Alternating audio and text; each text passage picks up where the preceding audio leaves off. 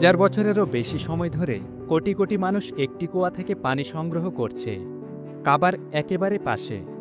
এই পানি হল জমজম পানি,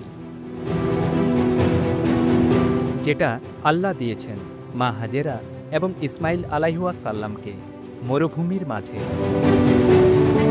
জমজম পানি রংহীন, গন্ধহীন, কিন্তু এর রয়েছে এক বিশেষ স্বাদ যেটা যারা পান করেছেন তারা ভুলতে পারেন না।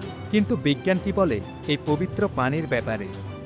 সৌদি বিশ্ববিদ্যালয়ের গবেষকরা দেখিয়েছেন জমজম পানির পিএইচ মান 7.9 থেকে 8, অর্থাৎ এটি স্বাভাবিক পানির চেয়ে অ্যালকালাইন বা ক্ষারধর্মী। এটিতে রয়েছে প্রাকৃতিক খনিজের এক চমৎকার ভারসাম্য।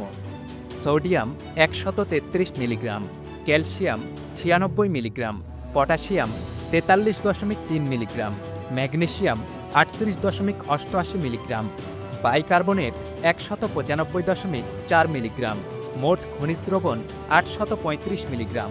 যেখানে বাজারের অ্যালকালাইন পানি তৈরি হয় কৃত্রিমভাবে, জমজম পানি একেবারে প্রাকৃতিকভাবে অ্যালকালাইন। কোনো যন্ত্র নয়, কোনো খনিজের যোগ নয়, শুধু প্রাকৃতিক বিশুদ্ধতা।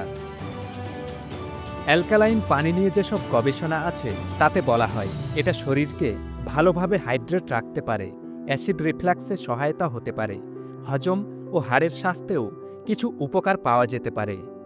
জমজমকে আলাদা করে তোলে শুধু এর খনিজ নয়, এর পেছনে আছে ঐতিহাসিক কাহিনী, ঈমান আর আল্লাহর এক কুদরতি নিদর্শন। এক গ্লাস পানি, কিন্তু এতে মিশে আছে আকীদা, ভরসা আর আল্লাহর করুণা।